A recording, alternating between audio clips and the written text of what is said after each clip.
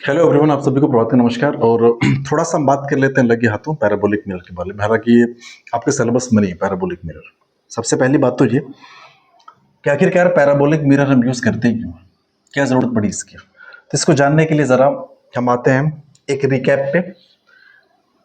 पिछले वाले केस को थोड़ा सा हम रिकैप करना चाहेंगे। अगर आपको स्फेरिकल मिरर में याद हो तो स्फेरिकल मिरर में एक चीज़ हमने जानी थी, और वो चीज़ ये थी कि अगर कोई light rays parallel to the principal axis incident हुई है, जैसे ये लाइट है पैरेलल टू प्रिंसिपल एक्सिस गई, इंसिडेंट हुई, ठीक है।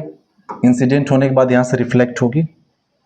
ये कहीं ना कहीं मान लेते हैं इसका सेंटर ऑफ कर्वेचर है मिरर का, ठीक है। और ये लाइट रिफ्लेक्ट हुई, ये रिफ्लेक्ट होके ऐसे आई, मान लेते हैं यहाँ पे कट की प्रिंसिपल एक्सिस को यहाँ पे, और इस पॉइंट को हमने नाम दे दिया CF। और जहाँ पे लाइट इंसिडेंट हुई है, ऑब्वियस सी बात है कि वहाँ पे हमें ये भी तो जानना पड़ेगा ना कि यहाँ पे कितने एंगल पे इंसिडेंट हुई है। तो चलो मान लिया, लेट अस सपोज ये थीटा एंगल पे इंसिडेंट हुई है, ठीक है। थीटा एंगल पे एक लाइट है जो पैरेलल टू प्रिंसिपल एक्सिस गई, वहाँ पे इंसिडेंट हुई। तो ये जो CF है ना, ये हमने आपको कैलकुलेट करके बताया था, यह होता है R/2 cos ऑफ थीटा। ये इतना निकल के आता है, CF equals to R/2 cos of theta निकल के आता है, यानी कि यहां से लेकर यहां तक की डिस्टेंस। कहने का ये मतलब हुआ कि हर एक लाइट रेस जो अलग अलग एंगल पे इंसिडेंट हो रही है प्रिंसिपल एक्सिस के पैरेलल, तो वो रिफ्लेक्शन के बाद किसी एक पॉइंट से नहीं जाएगी। सबके लिए CF की वैल्यू सबके लिए जो होगी वो अलग अलग होगी। क्यों? क्योंकि हर एक लाइट का एंगल ऑफ इंसिडेंट अलग होगा। जैसे हम मान लें कि यहाँ पे ये लाइट एक ऐसे इंसिडेंट हुई and this is parallel to the principal axis, ये लाइट ऐसे कोई इंसिडेंट हो रही है। अब आप देख के बताओ ना, ये जो लाइट इंसिडेंट हमने सेकंड वाली यहाँ पे कराई है, इसके लिए अगर हम एंगल की बात करें, एंगल ऑफ इंसिडेंट की बात करें, तो बताओ इसके लिए तो एंगल ऑफ इंसिडेंट कुछ अलग हो जाएगा ना। यहाँ पे नॉर्मल आप ड्रॉ करिए, तो यहाँ पे आप देखेंगे कि यहाँ पे इसके लिए थीटा बड़ा निकल के आया। तो इसके लिए थीटा जो कि बड़ा है, अलग है, एंगल ऑफ इंसिडेंट इसके लिए अलग निकल के आएगा, तो CF की वैल्यू इसके लिए अलग निकल के आएगी, ठीक है। अब इस केस में जो इमेज का फॉर्मेशन होगा, देखो लाइट रिफ्लेक्शन के बाद एक पॉइंट से नहीं गुजर रही है, इसका मतलब इमेज जो होगा ब्लर होगा, वो शार्प नहीं बनेगा, ब्लंट होगा, ठीक है ना, धुंधला बनेगा। और ये सिर्फ उन लाइट रेज के साथ होता है जो आपकी मार्जिनल लाइट रेज होती है, प्रिंसिपल एक्सिस के दूर से इंसिडेंट होती है, उनके साथ होता है। तो इसका उपाय क्या है? इसका उपाय सिर्फ एक ही है कि आप एंगल को बहुत ज्यादा छोटा ले लो। एंगल को बहुत ज्यादा छोटा कहने का मतलब कि थीटा जो है वो तकरीबन अराउंड 5 डिग्री 6 डिग्री इस टाइप के आसपास का एंगल हो।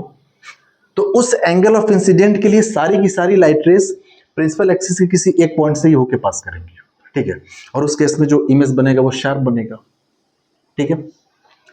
और जब शार्प इमेज बनेगा तो हम सिर्फ उन्हीं लाइट रेस को कंसीडर करेंगे जो प्रिंसिपल एक्सिस के बहुत करीब से इंसिडेंट हुई हैं। क्यों? क्योंकि उनके लिए थीटा की वैल्यू बहुत छोटी होगी। थीटा बहुत छोटा होगा तो कॉस थीटा को हम सिंपल 1 लिख लेंगे, तो CF सबके लिए R/2 निकल के आ जाएगा, ठीक है। तो इमेज शार्प बनेगा। प्रिंसिपल एक्सिस के पैरेलल वो सारी लाइट रेस जो गुजरती है उनको बोला जाता है पैरेक्सियल लाइट रेस, ठीक है। अब प्रॉब्लम ये है ना कि यार इमेज फॉर्मेशन में ये भी तो लाइट है ही। अब इनको अलग करने का एक ही तरीका है कि यहां से या तो पॉलिशिंग हटा दो, या तो ये मिरर ही यहां से कट करके गायब कर दो, ताकि मार्जिनल रेस हमें मिले ही नहीं। तो मिरर में ये जो डिफेक्ट होता है इसको बोला जाता है स्फेरिकल एब्रेशन। इसको एक नाम दिया गया, स्फेरिकल एब्रेशन। स्फेरिकल एब्रेशन, ये दोष होता है स्फेरिकल मिरर का कि parallel to the principal axis जितने भी लाइट रेज हैं आफ्टर रिफ्लेक्शन वो प्रिंसिपल एक्सिस के किसी एक पॉइंट से नहीं गुजरती है। और इसी दोष को दूर करने के लिए पैराबोलिक मिरर इन्वॉल्व किया गया, ठीक है, उसकी डिस्कवरी हुई। पैराबोलिक मिरर, अगर आप उसकी बात करें कि पैराबोलिक मिरर होता कैसे है, तो सिंपल आप ऐसे समझिए, स्फेरिकली मिरर टाइप का होगा, लेकिन थोड़ा सा ज्यादा ये इसमें आप देखेंगे, इसमें जो डेप्थ है मिरर में वो कुछ आपको ज्यादा नजर आएगी, कुछ इस टाइप से पैराबोलिक मिरर। अब पैराबोलिक मिरर की एक खासियत होती है, जैसे स्फेरिकल मिरर में आपको पता है कि सिर्फ और सिर्फ एक ही सेंटर होगा, यानी centre of curvature spherical mirror का फिक्स होगा, लेकिन इसमें नहीं होता। पैराबोलिक मिरर में इसका सेंटर ऑफ कर्वेचर आप नहीं बता सकते, क्योंकि इसका एक फिक्स सेंटर नहीं होता। हाँ, पैराबोलिक मिरर में फोकस जरूर होता है, लेकिन इसमें फिक्स इसका कोई सेंटर ऑफ कर्वेचर नहीं होगा। तो यहाँ पे सेंटर ऑफ कर्वेचर शब्द डिफाइन नहीं होता, लोकल सेंटर। और इसमें अगर सेंटर ऑफ कर्वेचर फिक्स नहीं है तो इसका मतलब रेडियस ऑफ कर्वेचर फिक्स नहीं है। इसका मतलब कि हर एक सेक्शन का अलग अलग रेडियस ऑफ कर्वेचर निकल के आता है। तो पैराबोलिक मिरर के केस में लोकल रेडियस ऑफ कर्वेचर शब्द डिफाइन होता है, नॉट रेडियस ऑफ कर्वेचर। ठीक है, इसमें क्या फायदा है कि जितने भी प्रिंसिपल एक्सिस के पैरेलल लाइट रेज इंसिडेंट होंगी, जितनी भी ये जो हम लाइट रेज प्रिंसिपल एक्सिस के पैरेलल आपको दिखा रहे हैं, ये सारी की सारी light rays after reflection focus को किसी एक पॉइंट से ही कट करते हुए, सॉरी, प्रिंसिपल एक्सिस के किसी एक पॉइंट से ही गुजरती हैं आफ्टर रिफ्लेक्शन। तो चलो, ये सारी की सारी इंसिडेंट लाइट रेज है, और ये जब यहाँ से रिफ्लेक्ट होंगी ना, तो ये प्रिंसिपल एक्सिस के किसी एक पॉइंट से ही गुजरेंगी, सारी की सारी लाइट रेज। ठीक है, तो ये इसकी अच्छी बात है स्फेरिकल पैराबोलिक मिरर की, जिसकी वजह से जो इमेज फॉर्मेशन होता है वो शार्प होता है, क्लियर इमेज बनता है। ठीक है ना, ये चीज। तो इसमें सवाल सिर्फ एक यही बनता है कि आखिरकार इसको क्यों यूज करते हैं। इसलिए कि स्फेरिकल मिरर में स्फेरिकल एब्रेशन नाम का डिफेक्ट होता है, जिसको दूर करने के लिए इस पैराबोलिक मिरर का यूज किया था। जैसे कि आप टॉर्च वगैरह देख सकते हैं, या फिर जो हेडलाइट्स के जो अंदर का मिरर होता है, वो जो होता है वो पैराबोलिक मिरर होता है। इस पर हालांकि कोई सवाल तो सिलेबस में नहीं है, लेकिन करने के लिए हम कर सकते हैं। जैसे एक सवाल हम देखें, सबसे पहले एक हमने ऐसे मिरर बनाया, ये हमारा कोई मिरर है, ठीक है। और जब मिरर है तो चलिए एक्सिस वगैरह ड्रॉ कर लें। तो ये हमारी हो गई हॉरिजॉन्टल, और यहां से हमने दिखा दिया कि ये आपका हो गया वर्टिकल। और एक लाइट रेज है जो प्रिंसिपल एक्सिस के पैरेलल जाके इंसिडेंट हो रही है, ऐसे ऐसे गई जाके यहाँ पे इंसिडेंट हुई। पैरेलल दिख रही है ना? हाँ ठीक है, दिख रही है पैरेलल। ये ऐसे जाके इंसिडेंट हुई है। और ये मिरर जो है आपका, ये कुछ ऐसा मिरर है।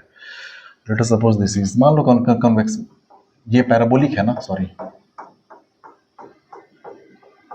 पैराबोलिक में हमने इस टाइप का इसको बना दिया।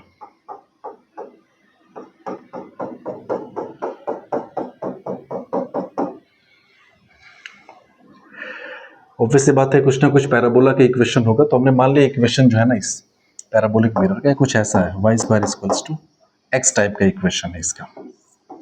सवाल में ये गिवन है कि जो इंसिडेंट रे है ना, ये आफ्टर रिफ्लेक्शन जो है यहां से वर्टिकल हो जा रही है, ऐसे चली जा रही है। इसको मान ले पॉइंट P। तो चलो सवाल लिखते हैं कि if incident ray becomes vertical after reflection,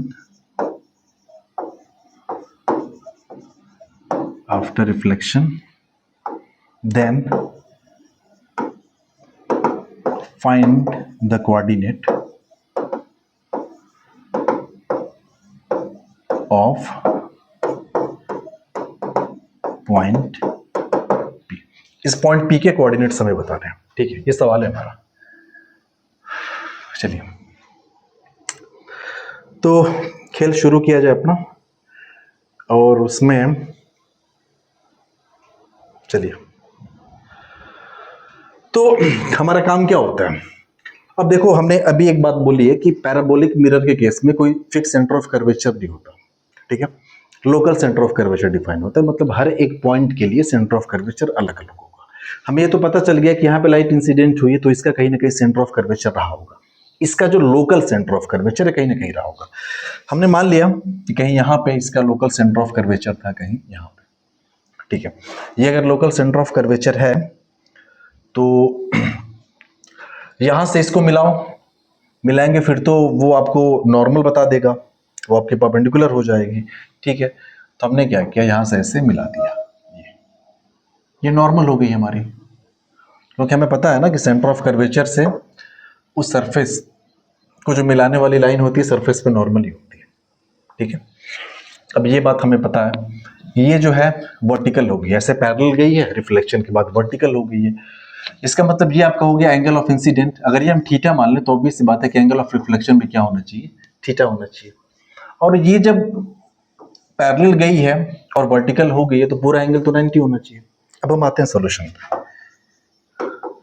आप साफ साफ कह सकते हो कि ये पूरा एंगल जो है 90 डिग्री है, मतलब theta plus theta equals to 90 degree, तो 2 थीटा इक्वल्स टू 90 डिग्री, तो थीटा इक्वल्स टू हो जाएगा 45 डिग्री। हमें ये पता चल गया कि ये जो एंगल है वो क्या है, 45 डिग्री है। ठीक है, ओके। अच्छा एक काम करें, इस पॉइंट P पे आप एक टेंजेंट ड्रॉ करो। टेंजेंट ड्रॉ करके देखते हैं, क्योंकि उसकी जरूरत पड़ेगी हमें, इसलिए हम यहाँ पे एक टेंजेंट ड्रॉ करेंगे इस पॉइंट पे। तो एक टेंजेंट हमने ड्रॉ किया और वो टेंजेंट कुछ ऐसे जा रहा है, रुको इसको डार्क कर दे रहे हैं।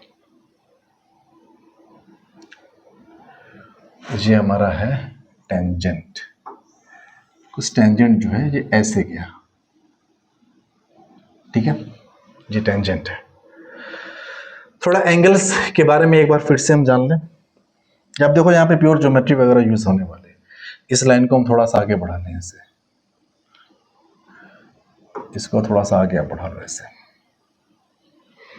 तो एक बात बताइए कि ये पूरा एंगल ऑब्वियस सी बात है कितना हो जाएगा, 90 डिग्री होगा। ठीक है, ये पूरा एंगल 90 होगा। साथ ही साथ अगर इस वाले एंगल की हम बात करें तो ये आपका हो जाएगा 45 डिग्री, ये आपका 45 डिग्री हो जाएगा।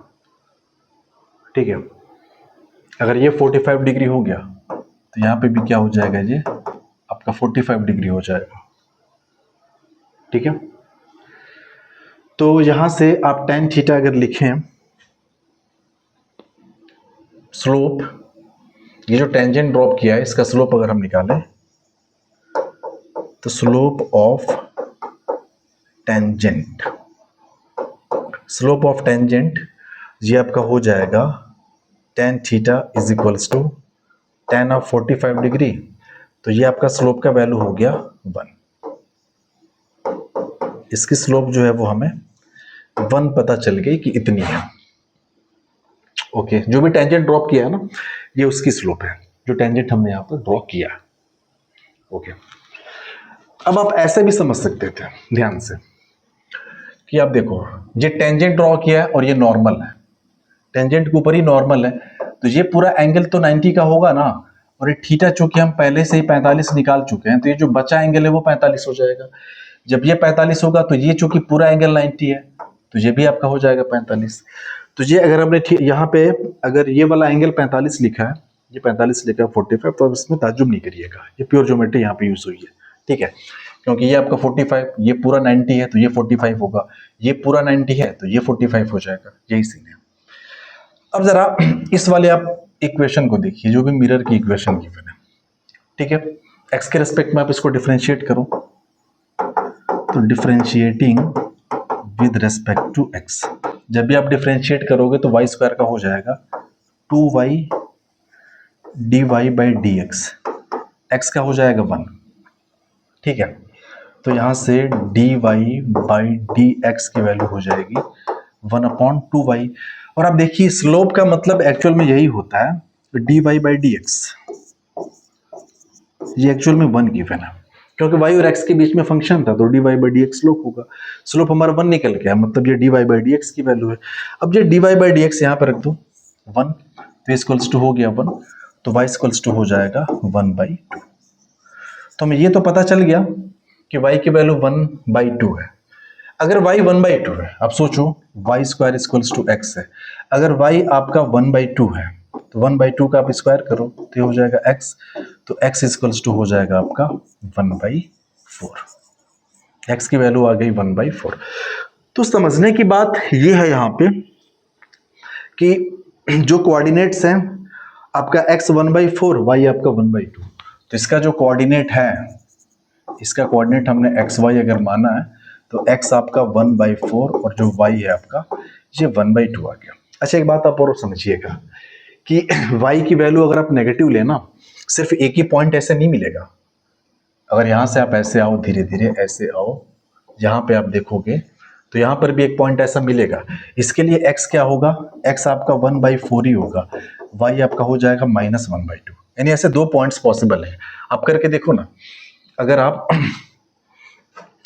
y को 1/2 ना लिख के अगर -1/2 रखते तब भी तो आपका x जो होता 1/4 आता। तो ऐसे दो पॉइंट्स मिरर पे मिलेंगे जहां पे लाइट अगर स्ट्राइक करेगी तो वो जो है रिफ्लेक्शन के बाद परपेंडिकुलर हो जाएगी, वर्टिकल हो जाएगी, ऐसे आई और रिफ्लेक्शन के बाद क्या हुआ, ऐसे चली गई। तो ऐसे आपके दो लाइट्स मिलेंगे, ये और ये दो पॉइंट्स ऐसे मिलेंगे, ये P हो गया, ये आपका Q हो गया। ठीक है, तो ये सवाल वैसे ही दिख गया था, मैं तो सोचे इसको करा दिया जाए। ठीक है, आई होप आपको ये सवाल समझ में आया होगा। और बाकी मिरर्स में बहुत सारी चीज़ें हो चुकी हैं। अब हम लोग तैयार हैं रिफ्रैक्शन वगैरह के बारे में पढ़ने के लिए, तो अगले वीडियो से हम लोग बात करेंगे रिफ्रैक्शन की। Thank you, have a good day.